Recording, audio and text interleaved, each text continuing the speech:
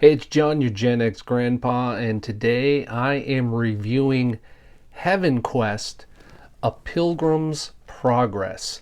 I'm going to take a look at my notes here. This is a prequel to John Bunyan's classic novel, A Pilgrim's Progress.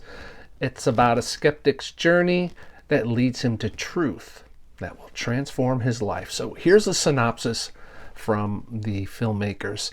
A regal man named Vangel is thrust on a journey against his will, where he is mysteriously arrested and begins to have strange visions of a woman in white.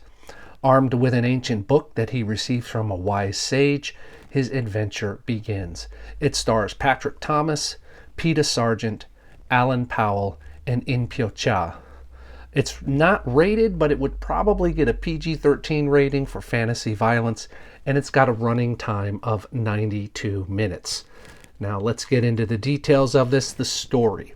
Now, what wasn't apparent to me when watching this film originally and when watching the trailer back in 2019 is that this is a prequel to Bunyan's classic novel. It wasn't until after I watched the movie and read another review that this cleared up what was at the time to me a confusing story that only seemed to slightly resemble the original. The plot feels more like a fleshed out outline rather than a complete story. And after reading some interviews with the filmmaker, they did this on a shoestring budget and they did it in a short amount of time. So that explains a lot. The characters, Vangel, the main protagonist. Now, he doesn't give us a reason to root for him because we don't have a lot of his backstory. Now, that isn't always a bad thing, but without knowing much about him, it's difficult to cheer him on in his journey. Other characters come and go, just like in Pilgrim's Progress, and are only there to propel the protagonist through the plot. Except for one, there's a little bit of character development there, but the rest of them, not so much. Themes of faith, perseverance, and trust are strong in this film. Vangel has many opportunities to give up, but he continues despite not fully trusting some of his companions.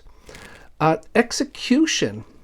The costumes, they look great, except for one character that kind of looks like he's wearing a mask from a Halloween outlet, or Spirit of Halloween, whatever it is. And the exterior shots, I think, are the best part of this film. A number of interior shots lose their impact because the green screen is just off a bit.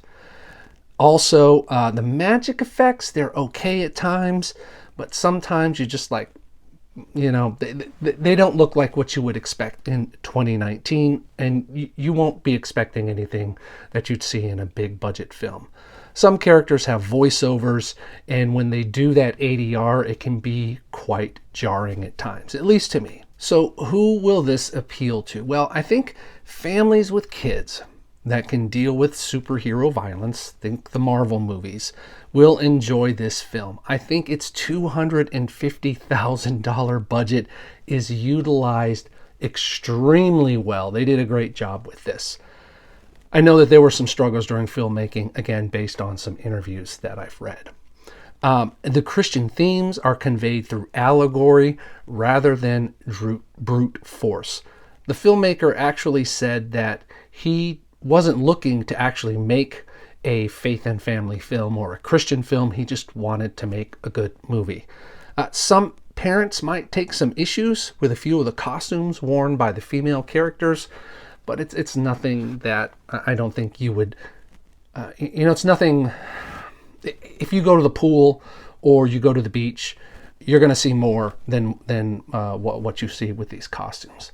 So my final thoughts. Heavenquest, A Pilgrim's Progress, extends Bunyan's world and provides a backstory for a key character in the original tale. It's nice to see a diverse cast and fresh faces in a film targeted to Christians. My name's John, your Gen X grandpa. Thanks for watching this. If you want to help me out, you can go to buymeacoffee.com/John Wilkerson and support me financially. And of course, sharing this socially and liking and commenting on this video are also great ways that you can support me as well, and I covet your prayers. I'll talk to you next time. Bye.